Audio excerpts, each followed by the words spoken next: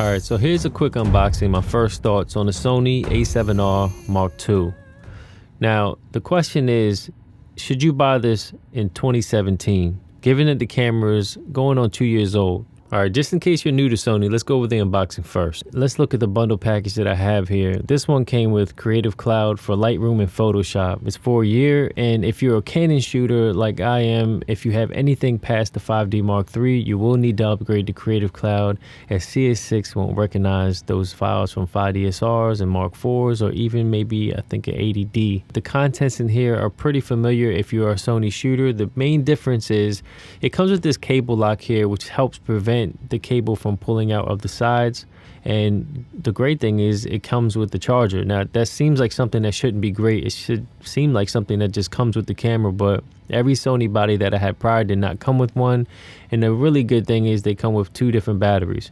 You definitely need at least 2. I would recommend, if you can, get 4. I always recommend the manufacturer batteries, but if you have to, I guess you can get an off-brand. Just make sure you read the reviews.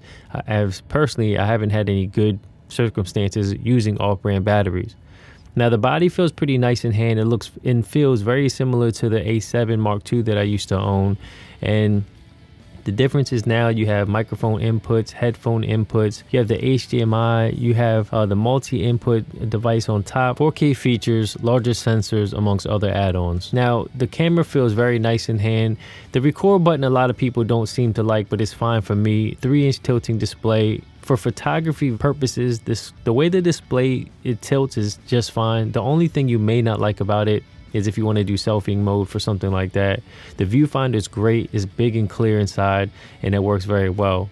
Now here's some of the great features with the camera. It has steady shot inside, it's built-in 5-axis sensor stabilization if you have a stabilized lens, Ultra HD 4K internal recording with S-Log2, XAVCS 100 megabits per second internal or external recording through HDMI. It's a 42 megapixel full frame CMOS sensor and ISO range up to 102,000 with silent shutter mode. It's durable with reduced vibration. I wouldn't shoot it that high in that ISO range, but the silent shutter and the mechanical shutter speeds are very nice and handy. So you may ask yourself in 2017, is this camera worth purchasing for the price tag, given the fact that the camera is going towards 2 years old? But at the end of the day, it matters on what your purpose of using this tool is for.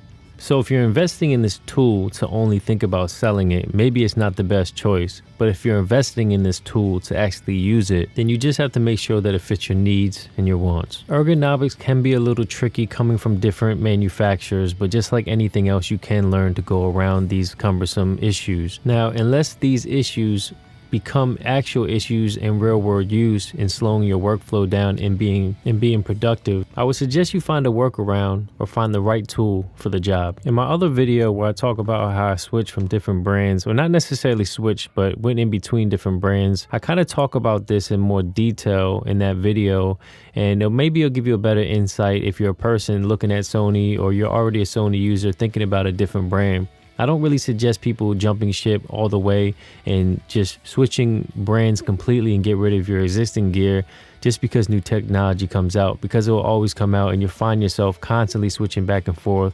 restarting your workflow and getting back into your groove.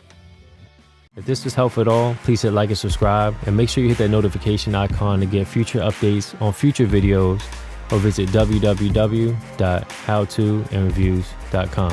Till next time.